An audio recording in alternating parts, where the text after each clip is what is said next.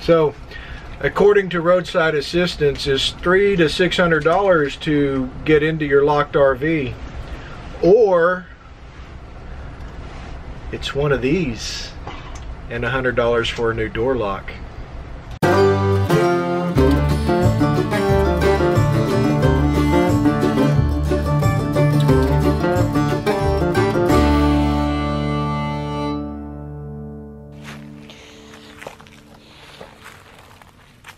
It's a game weekend.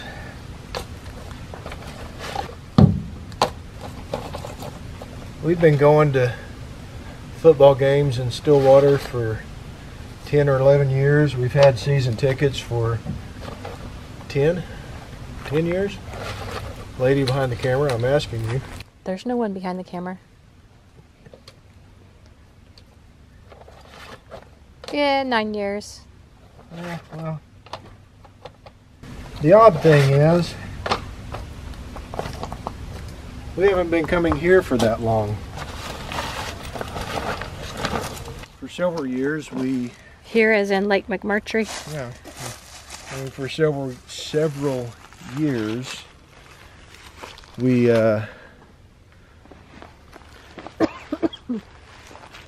we fought the traffic. Oh, there it goes. Yeah, for several years, we fought the traffic.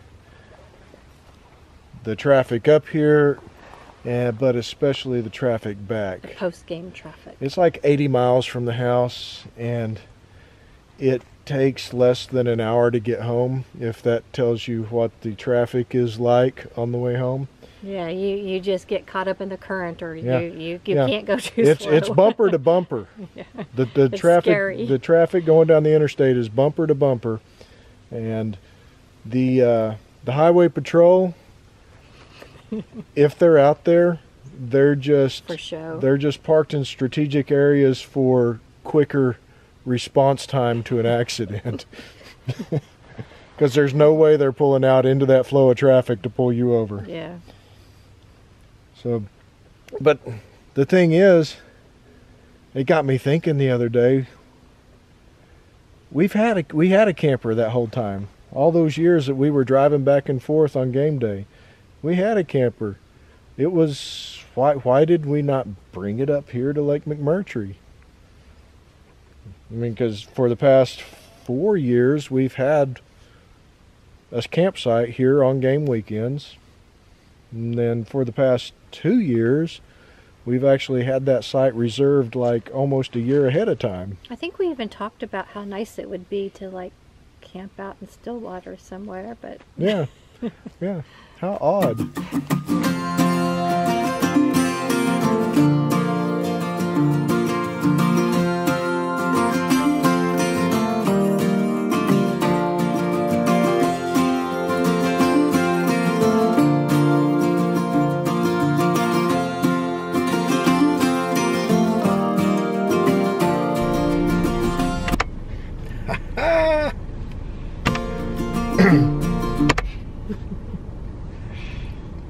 So camping up here in Stillwater actually affords us to do several things. Like tonight, Friday night, there's a women's soccer game that we wouldn't have gone to before, because it would have meant driving up here to Stillwater for the soccer game Friday night, driving back home, then driving back up here again on Saturday for the football game. So, Which they're both football games. one's football. Football. But yeah, this is cool. We love women's soccer. I mean, at least in our opinion, the women play a better style of soccer than the men do. So, and OSU doesn't have a men's soccer program. They just have a women's soccer program. We would support the men's soccer program if they had one. You know, I didn't know that. You didn't? No, but I mean, I guess I never thought about it. Yep. But that's what we're going to do on a Friday night. We really haven't had anything to eat, so I hope this new stadium has concessions. The old one didn't. Nope.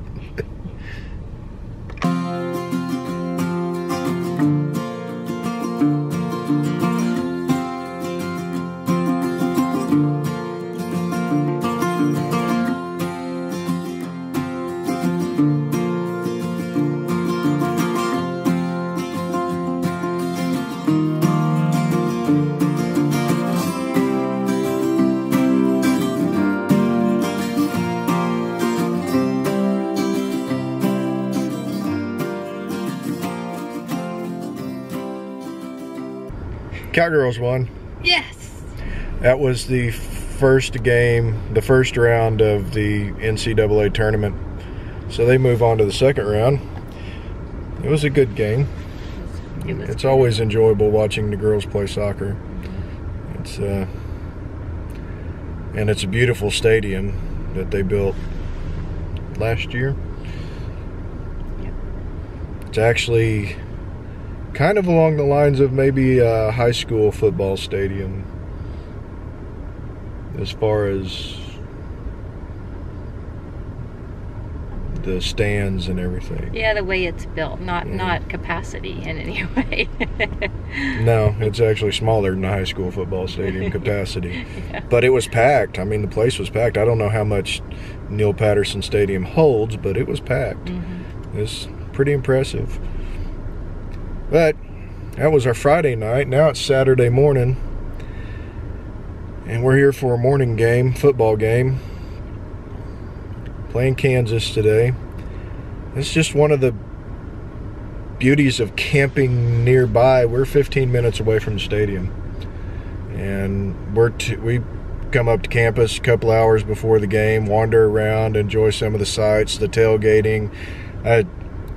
I've heard I don't really have anything to compare it to other than what goes on down on the other side of Oklahoma City in that evil town, but the tailgating here in Stillwater, game day tailgating, is over the top. I mean, it's just, the campus is just covered with tents and people and dogs and yeah, it's a fun atmosphere, and it's nice to get here early before the game and wander around and just kind of soak it in. Not have to deal with traffic coming to the game because we're 15 minutes away and we're kind of taking back roads to the campus. And we got to get to our secret parking place before everybody else. So, I mean, it's a little bit of walk to get to the stadium, but we're not paying $20 to park the car, and we're not parking 2 miles away from the stadium. Typically on game day, we get here and we do a little bit of wandering, then we walk about a mile or mile and a half down to Mexico Joe's, not Eskimo Joe's, because you can't get into Eskimo Joe's on game day. But we go down to Mexico Joe's and grab us a bite to eat, then wander back up here, do a little bit of more people watching, and then we go to the game. But this is a morning game, so we're not going to Mexico Joe's. We just stuffed ourselves with breakfast. So it's fun. I'm glad that we camp at the lake near here now. Oh yeah. It's such a huge difference. It's so much more relaxing after the game. Oh yeah.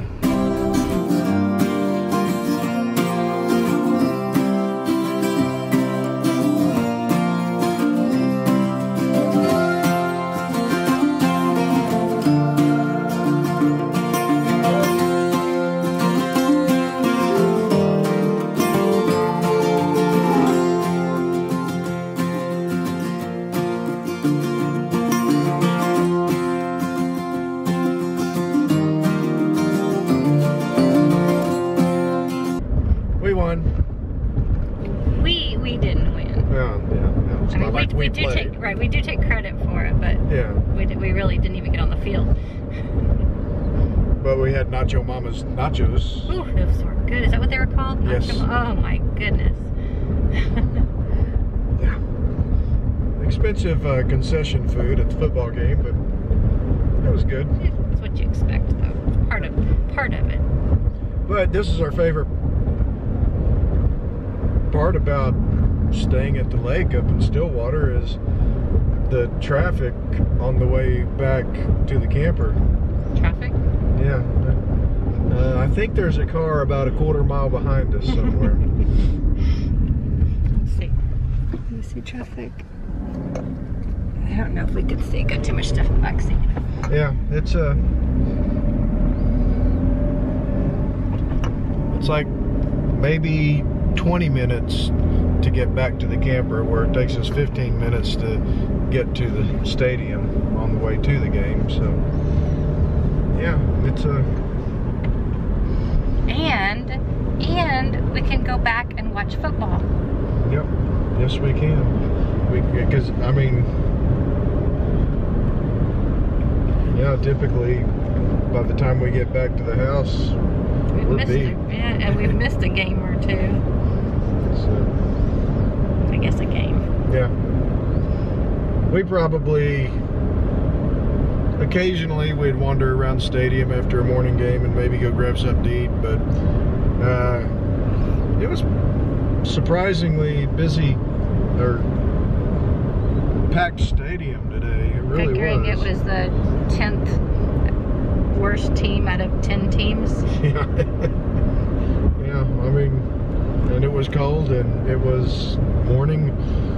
And I don't mean that like I'm not disparaging Kansas. I'm just saying they really literally are as far as the stats. Yeah. And our boys haven't been doing well this season, so it's an easy game to miss for a lot of people. But apparently 55,000 people thought it was worth coming to. So we would have had to arm wrestle 55,000 people for a spot at a restaurant somewhere in the small town of Stillwater. I'm not sure if you put all the restaurants together, they would have the capacity of 55,000. Probably not. So we just go back to the camper and have hamburgers or something. Yeah. We'll scrounge something together, watch some football, maybe ride a bike, who knows. We got the rest of the day. We do. And we never used to see things like this post-game, going down the interstate on the way home.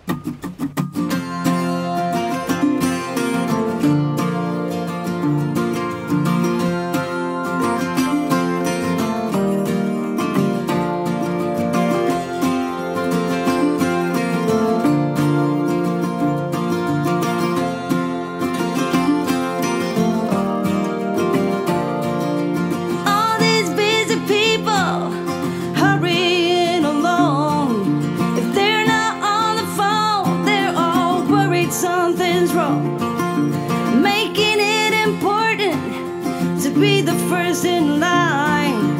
So when the cookie crumbles, the best piece they will find. Oh, we're racing to a red light. It's right there before our eyes, somehow hidden in plain sight. And we're all racing to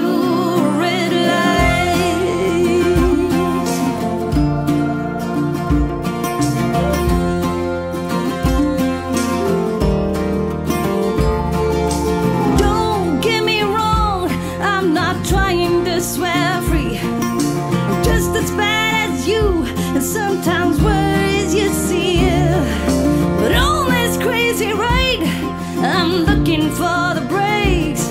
Come join me in the search, I think that's what it takes. Oh, we're racing to a red light. It's right there before our eyes, somehow hidden in plain sight. And we're all racing to a red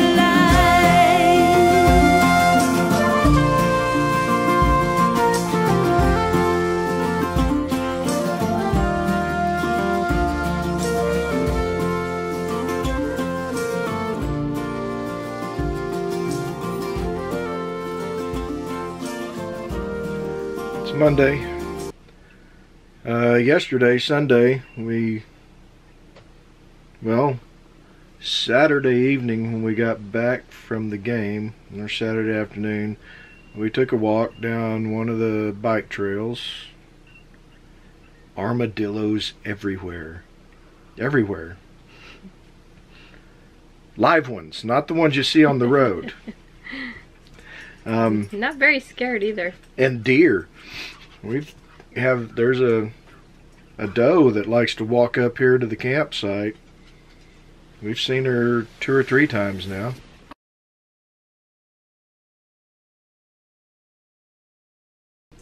Where were we?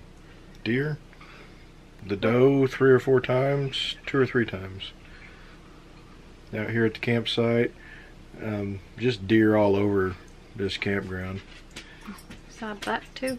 Yeah, well, we were yesterday, Sunday, while we were out mountain biking or trail biking, whatever you want to call it, we saw a buck, good sized buck out there. And then what else did we do Sunday? Rode the bikes, caught up on the Mandalorian. That was Saturday that we did the walk, and then Sunday we did the bike ride.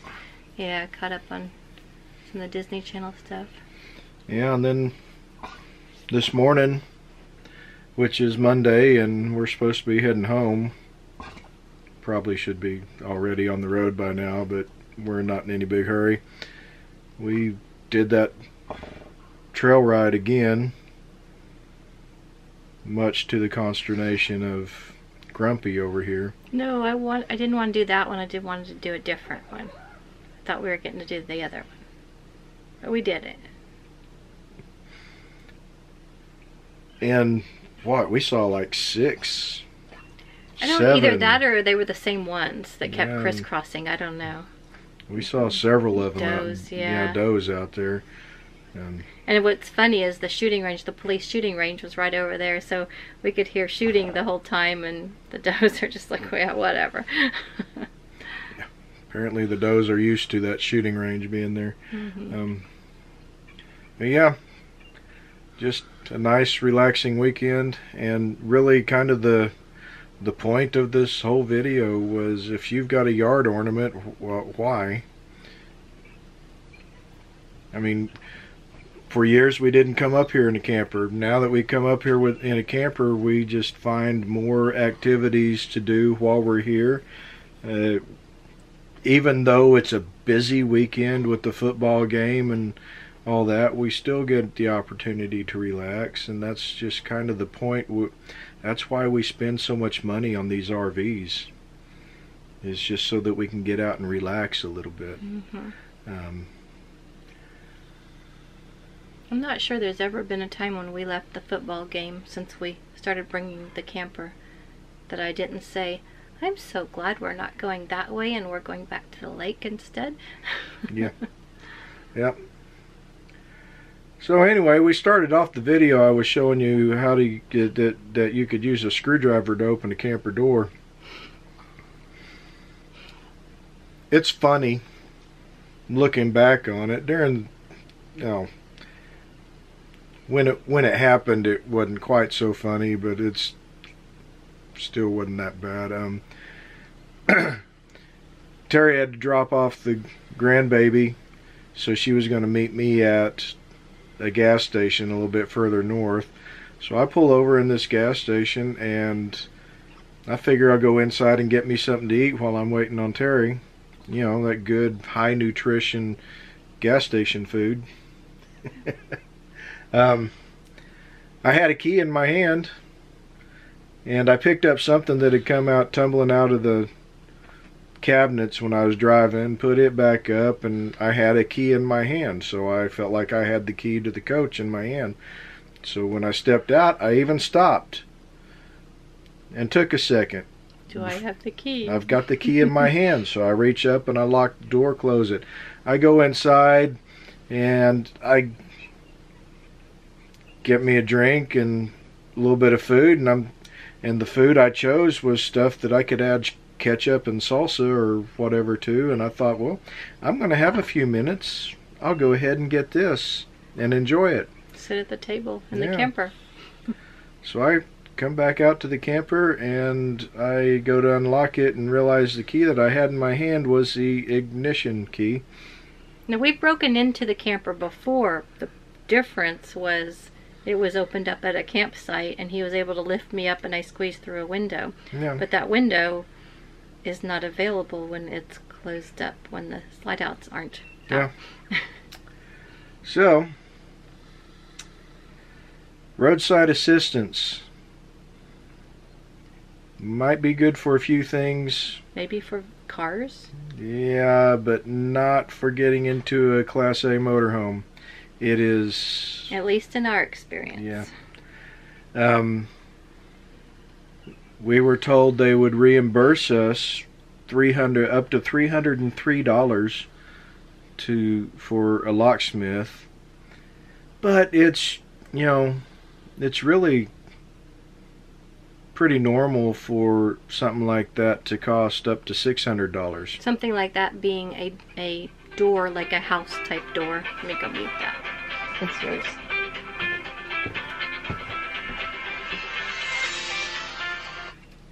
Potential spam? It's a U.S. Cellular. Oh, U.S. Cellular.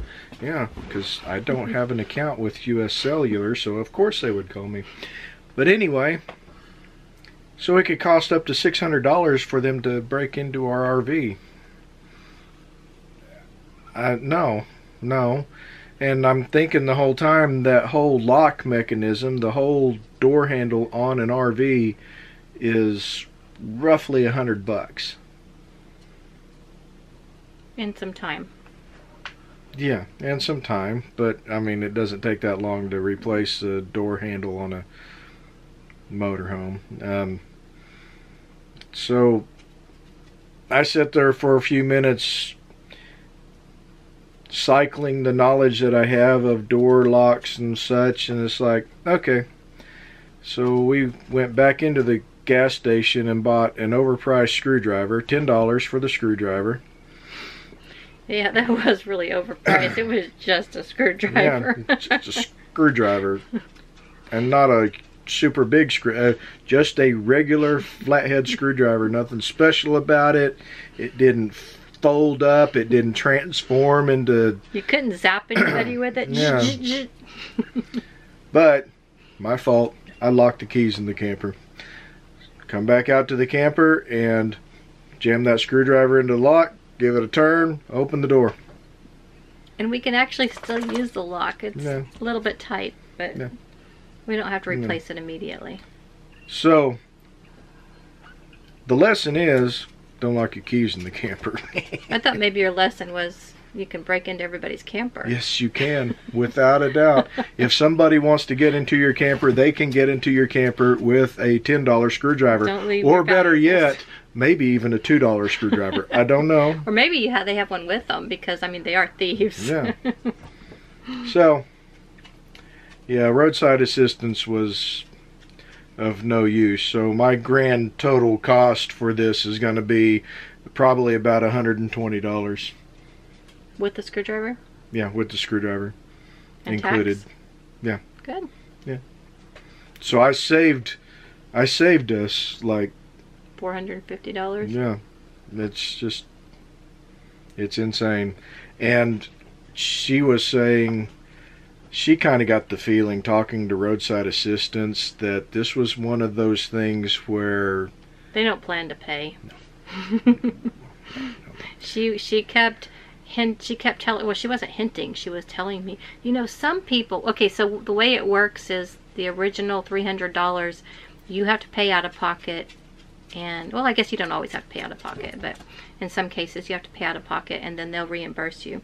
And she said some people don't really want to do that, so they'll call around and they might find something for, you know, $280. And this is the same woman that told me it could be up to $600 for this. Yeah. And I mean, it just kind of went on and on. I mean, there were many things said that I just feel like it was a crock. I really, truly, I might be wrong, but I really feel like that's a door, a house type door lock is very expensive for them, and they don't want to pay it. And then she said she called up to about 10 people. She said some of them didn't answer, and the only person she got was somebody that was 90 miles away. Yeah, and we were in a big Oklahoma City. Yeah, right smack in the middle of... I don't know what town she was calling, because within like 4 miles of where we were at, there was a locksmith. Within 10 miles of where we were at, there were 4 locksmiths. But she did say the ones we use, which is another key word. Yeah. There were a lot of little things like that I just feel like, you know, you pay for this roadside assistance and it may help you with a car. And it was not AAA. Okay, I mean, I think we've had good experience in the past, not with the camper, but with AAA. Yeah. Was not AAA.